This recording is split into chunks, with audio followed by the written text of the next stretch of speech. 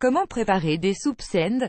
La soupe est un plat réconfortant qui peut être cuisiné de multiples manières et qui est très bienfaisant si l'on est malade, car il nous nourrit et nous hydrate. Vous rentrez chez vous après une journée froide et épuisante.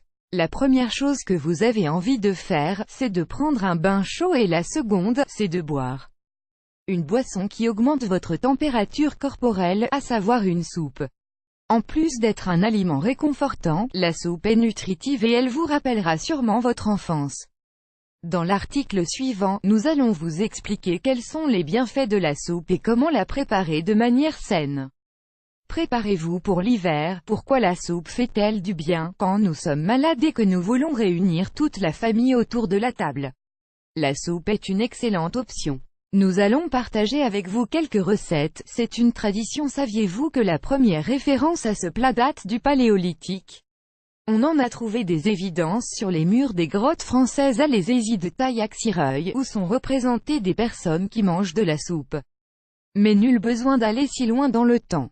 Dans vos souvenirs collectifs, vous avez sûrement des images de votre enfance où votre grand-mère ou votre mère préparait de la soupe. Elle est bonne pour tout le monde, les bébés, les enfants, les adolescents, les adultes et les personnes âgées. On peut tous profiter des vertus d'une soupe de légumes. C'est un plat très réconfortant et une entrée fantastique lors des repas d'hiver. C'est souvent le premier contact entre les membres d'une famille autour de la table, pendant le dîner. On pourrait dire qu'un bon bouillon fait le lien entre les parents, les enfants, les frères et les sœurs, etc. Lisez aussi 4 soupes pour purifier le foie et les reins. Elle est nutritive d'un point de vue nutritionnel. La soupe nous apporte une grande quantité de vitamines et de protéines. On la prépare généralement avec des légumes, mais elle peut également contenir de la viande, du poulet, du poisson, des pâtes ou du riz. C'est une excellente manière d'obtenir tous les groupes alimentaires, dans un seul repas. Elle est hydratante quand nous sommes malades et que nous avons de la fièvre par exemple. On nous conseille de boire de la soupe. Puisqu'elle contient une grande quantité d'eau et de minéraux, elle aide le corps à maintenir un équilibre hydrique. Elle est faible en calories. Pour obtenir une soupe faible en calories, il faut la préparer uniquement avec des légumes et de l'eau, c'est-à-dire sans aliments riches en graisse ni hydrates de carbone comme les pâtes. La soupe apporte peu de calories en comparaison avec son volume. Elle est compatible avec n'importe quel régime car elle est rassasiante et nous permet d'éviter de grignoter entre les repas. Elle est facile à digérer et étant donné que beaucoup des aliments sont écrasés, elle se digère facilement. C'est pour cela que l'on en donne aux bébés ou aux personnes âgées sans problème. Elle est médicinale. La soupe évite les rhumes et les grippes en hiver. La traditionnelle soupe au poulet est un excellent remède maison pour ce type de maladie. Elle contient des ingrédients anti-inflammatoires et d'autres antibactériens. Elle est accessible. On la prépare souvent avec des légumes que l'on a dans le réfrigérateur, un peu d'eau et c'est prêt. À table, que contient une soupe parfaite?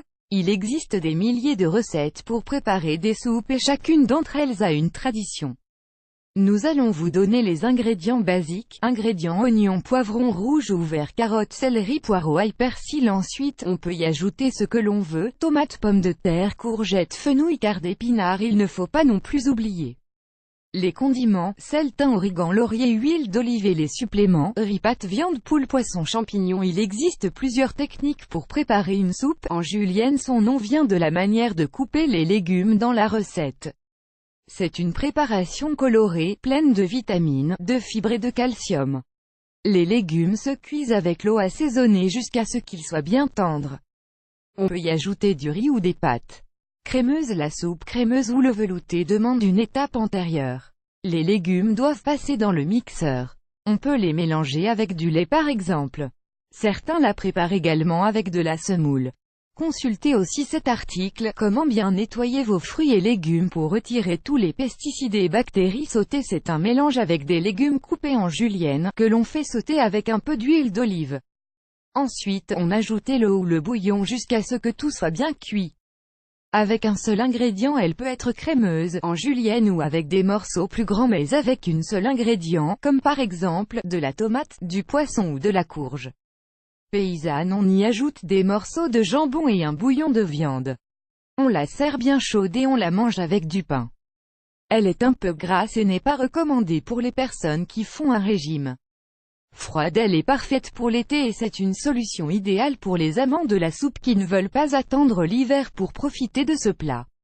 On peut par exemple faire une soupe à la betterave et au concombre, et ajouter du bouillon comme d'habitude. Laissez refroidir et c'est prêt, et le cube de bouillon. Il existe plusieurs avis sur les avantages et les inconvénients du cube de bouillon que l'on ajoute aux soupes. Bien qu'il ait une grande quantité de sodium, il ajoute une touche différente au plat, pas seulement au bouillon. Certains optent pour ne pas mettre de cubes dans leur soupe et d'autres les remplacent par des légumes mixés ou même déshydratés. Si vous avez un doute, demandez à votre médecin ce qu'il vous recommande, surtout si vous souffrez d'hypertension ou de problèmes rénaux.